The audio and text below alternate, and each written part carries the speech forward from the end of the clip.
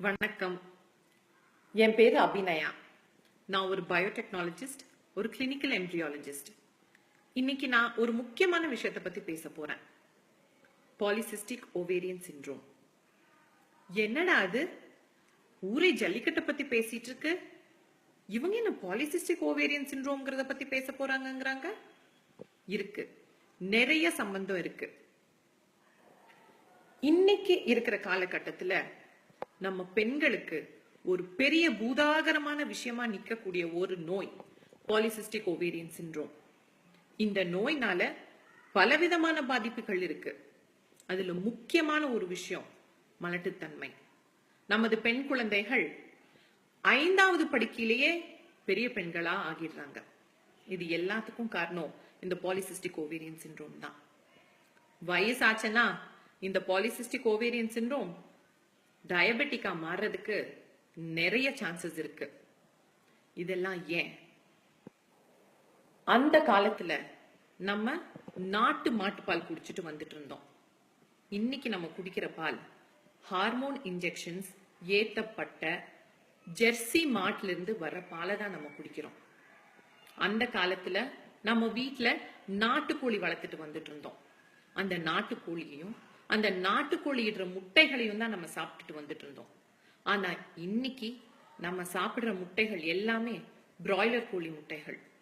நம்ம சாப்பிடுற முக்காவாசி சிக்கன் பிராய்லர் கோழிகள். அந்த காலத்துல நம்ம சிறுதானியங்கள், கம்பு, கேழ்வரகு, பனிவரகு அப்படிங்கிற சிறுதானியங்களை நிறைய சாப்பிட்டுட்டு வந்துட்டு இருந்தோம்.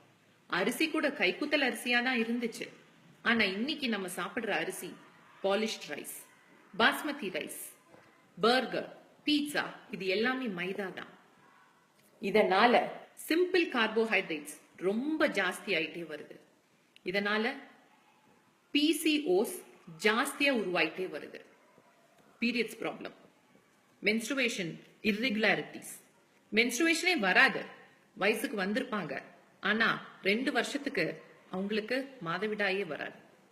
இதுக்கு எல்லாத்துக்கும் காரணம் இந்த பாலிசிஸ்டிக் ஓவேரியன் சிண்ட்ரோம். இது எல்லாத்துக்கும் காரணம் நம்ம அயல் நாட்டு பொருட்கள் மீது வைத்திருக்கிற மோகம் தான். என்னைக்கு இக்கரைக்கு அக்கறை பச்சைங்கிற அந்த நினைப்பு விட்டுட்டு நம்ம ஊர்ல கிடைக்கிற பொருட்களுக்கு நிறைய மதிப்பு கொடுக்க ஆரம்பிக்கிறோமோ அன்னைக்கு நம்ம ஆரோக்கியம் நமக்கு திரும்ப வரும்.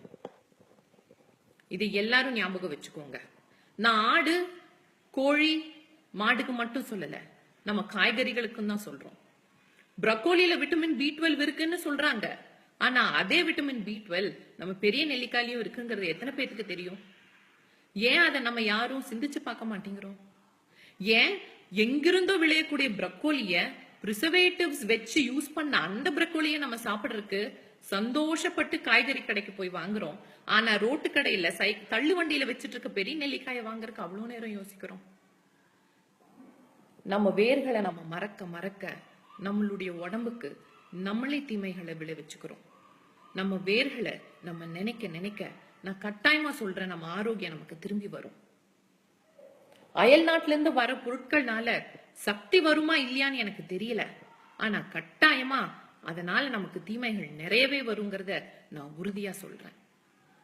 பெண்களே, பெண் குழந்தைகளை வச்சிருக்கிற ஒவ்வொரு தாய்மாரும் தந்தைமாரும் உங்க பெண் குழந்தைகள் நல்ல குழந்தைகளை பெறணும்னு நீங்க நினைச்சீங்கன்னா நம்ம வேர்களை மறக்காதீங்க. நம்ம ஜல்லிக்கட்டை விட்டு கொடுக்காதீங்க. நம்ம நாட்டு கோழியையும் நாட்டு மாடையும் நம்ம குழந்தைகளை போல பாதுகாக்குங்க. நன்றி.